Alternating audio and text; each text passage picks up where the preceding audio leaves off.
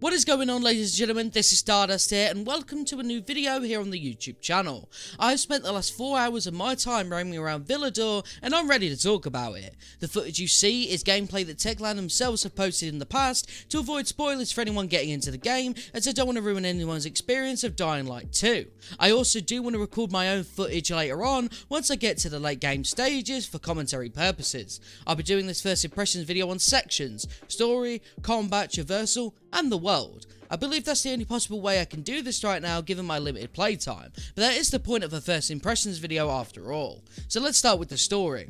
The main protagonist Aiden seems like a character that's going to take some time to get behind. The voice acting is absolutely fine, and the story of him attempting to find Mia, his long lost sister, is a compelling story. However, it feels like it's been done before, with very similar story beats to games such as Fallout 4 for example. I'm not against the premise of the game, it's just not particularly a strong one for me. I will say, however, that the game does an amazing job talking to you about how you shouldn't trust a single soul in your path to finding Mia, and that made me very cautious about early characters that you meet, and I do believe that was a desired effect, so well done Techland for that one. Now let's talk about the combat.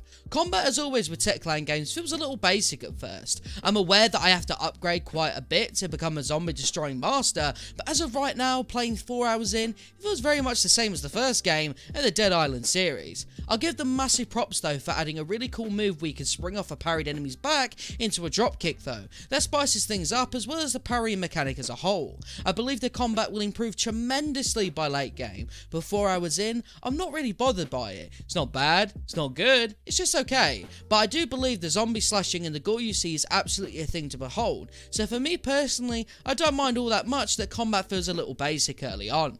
Now let's discuss Traversal. Traversal in the early stages of Dying Light 2 does feel quite good, and everything Aiden does has this weight to it as you're about to land from a great height, or you're soaring through the air to land to the opposite building in Villador. I'll say that similar to combat though, I need to upgrade a lot more to get the full experience. If a reviewer out there advertises this game as a chill time, just slashing zombies, my apologies. People will go into this game expecting to be able to do that with ease, right out of the gate, and that is not the case. The game is clearly designed for you to work hard to become the zombie master, but I'm not exactly against that either. I've played many grindy games over the last few years, it's just that I need to really get to that stage right now to feel good about the traversal, and if you noticed, that has been a theme with this first impressions video. Now let's talk about the world. The world, the characters, the landscapes, the gorgeous scenery and everything is absolutely amazing, and I have to give credit to Techland here.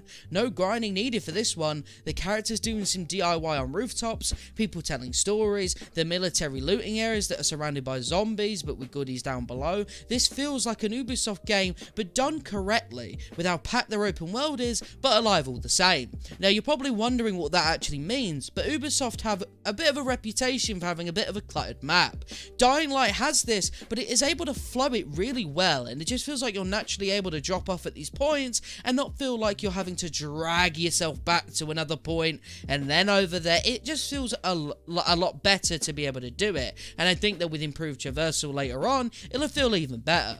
I think at the moment, the best thing for me to suggest to anyone is that if you're feeling a little bit about the game as you've just started, you need to give it more time.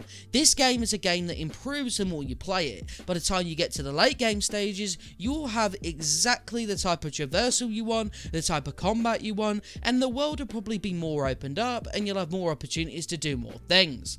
I know that's a bit weird for a first impressions video to say that I believe I should continue to play the game to kind of get an impression on it, but I do believe that Dying Light 2 was going for that effect. Now, do I think it should have done that? I'm not really sure yet, because I need to see how rewarding it is when I get to late game and how different I actually feel. But let me know what you guys think about all this. Let me know if you agree down in the comments down below. Make sure to like and subscribe, and I will see you all in a little bit. Peace.